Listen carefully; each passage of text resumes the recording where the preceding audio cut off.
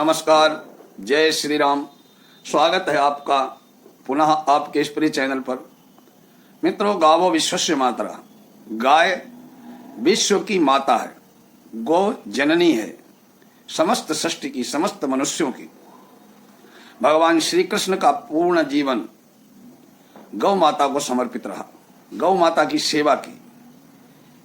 दीपावली का पर्व गोवत्स द्वादशी से शुरू होता है, इसलिए दीपावली पर कुछ विशेष ऐसी चीजें होती हैं, अगर गाय को खिला दी जाए तो धन समृद्धि की कभी कमी नहीं रहती है।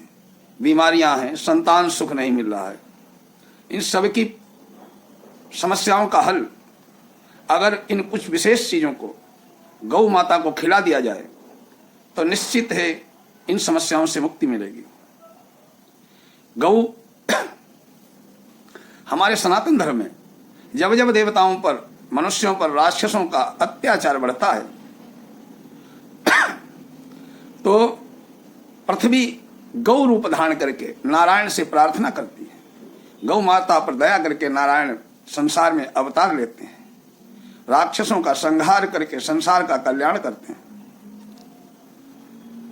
आज मैं आपको बताने जा रहा हूं कि इस दिवाली को आप क्या चीज खिला दें गौ माता को, ऐसी एक चीज जिससे आपके घर में धन धान्य की सदा समृद्धि रहेगी, आपका शरीर निरोगी रहेगा, आपके कृताकृत सभी पाप नष्ट होंगे, ज्ञात अज्ञात सभी पाप नष्ट होंगे। संतान सुख नहीं मिल रहा है तो संतान सुख मिलेगा, धन धान्य की समृद्धि होगी। तो आपको आज कुछ ऐसी विशेष चीजें बताने जा रहा हूं जो अगर गाय को खिला दें दीपावली पर लक्ष्मी पूजन के बाद तो समझ लीजिए आपकी समस्याओं का अंत निश्चित है। मित्रों, सादे चावल और रोटी अगर लक्ष्मी पूजन के बाद आप गौ माता को खिलाते हैं तो आपके घर में धन धान्य की सदा वृद्धि होगी, आपके घर में भौतिक सुखों की कभी कमी नहीं होगी, आपके घर में रिद्धि सिद्धि का वास होगा। क्योंकि गंगा, यमुना, सरस्वती आदि नहाने से जो पुण्य मिलता है वो गौ माता के चरणों की रज शरीर पर पड़ने से वो पुण्य मिलता है। गौ के गोबर में लक्ष्मी का वास होता है। प्रतिदिन जो गौ माता के मस्तक को सूंघता है उस पर 33 कोटि देवताओं की कृपा होती है। इसलिए गौ सेवा, गौ पालन हमारी भारतीय संस्कृति में बहुत ही आवश्यक कार्य बताया गया है, हमारा फर्ज बताया गया है कि गौ सेवा। दूसरी चीज गौ माता को खिलाने वाली होती है तिल या तिल के लड्डू। अगर आप तिल या तिल के लड्डू गौ माता को खिलाते हैं तो आप समझ लीजिए कि आपका तेज बढ़ेगा। अगर कोई ऐसी बीमारी है आपके ऊपर वो दूर होगी, पूर्व संचित सारे पाप ताप नष्ट होंगे केवल तिल या तिल के लड्डू खिलाने से गौ माता को। तीसरी चीज होती है गौ माता को खिलाने के लिए चने की दाल भिगो के रख दें और लक्ष्मी पूजन के बाद गौ माता को खिलाएं तो आपके घर में सदा धन धान्य की समृद्धि होगी, अभिवृद्धि होगी, लक्ष्मी का वास होगा।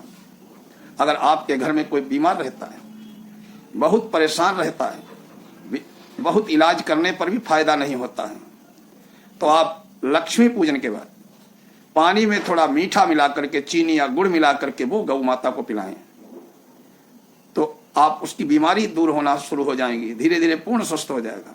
अगर कहूँ असंभव बीमारी जैसी हो गई है तो गौ माता को शहद खिलाएं।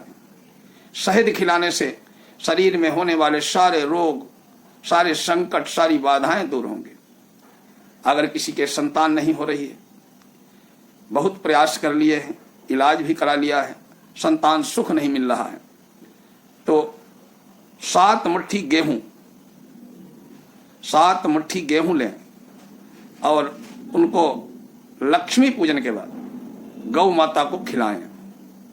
आप देखेंगे कि भगवती गौ माता की कृपा से आपके घर में संतान सुख निश्चित होगा।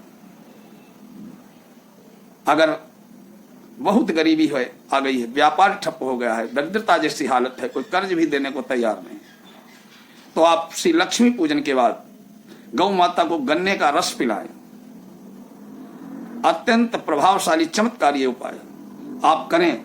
निश्चित ही गौ माता की कृपा से आपके घर कर्जे से मुक्ति मिलेगी, धनधान्य की वृद्धि होगी, लक्ष्मी की अनंत कृपा होगी, आपका दुर्भाग्य दूर होगा।